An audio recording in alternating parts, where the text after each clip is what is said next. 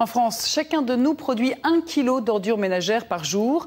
Beaucoup de déchets terminent dans un centre d'enfouissement. Il en existe 300 en France.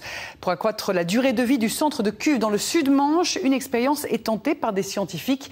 L'utilisation de bioréacteurs. Explication de Stéphanie Vino et de Joël Amar. 63 000 tonnes de déchets tout juste enfouis sont désormais sous la surveillance attentive de scientifiques. 24 électrodes en profondeur, 72 en surface, vont surveiller le taux d'humidité de ce qu'on appelle un bioréacteur, un stockage totalement étanche. On met une géomembrane, comme on voit là sur le côté, qui vient recouvrir toute notre alvéole de stockage, dans laquelle on a mis en place des réseaux pour collecter les gaz produits par la fermentation des déchets, et on a mis des réseaux pour réinjecter des jus et humidifier le déchet pour faire en sorte à ce qu'il se dégrade et se décompose le mieux possible. Mais dans quelles conditions la dégradation des déchets est-elle optimale?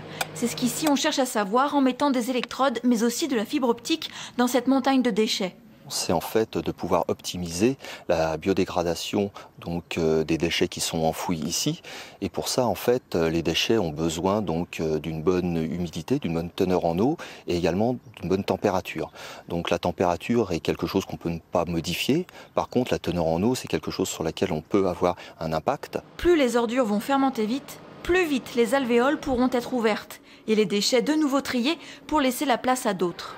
Ce qui permettra de récupérer de la place dans notre centre de stockage pour remettre de nouveaux déchets non dangereux et justement optimiser la durée de vie de notre site. Ça permet d'éviter de réouvrir de nouveaux sites et d'optimiser réellement les sites qui sont déjà actuels. Aujourd'hui, cette décharge est prévue pour durer 20 ans. Une fois la technologie du bioréacteur totalement maîtrisée, on espère gagner jusqu'à 10 ans.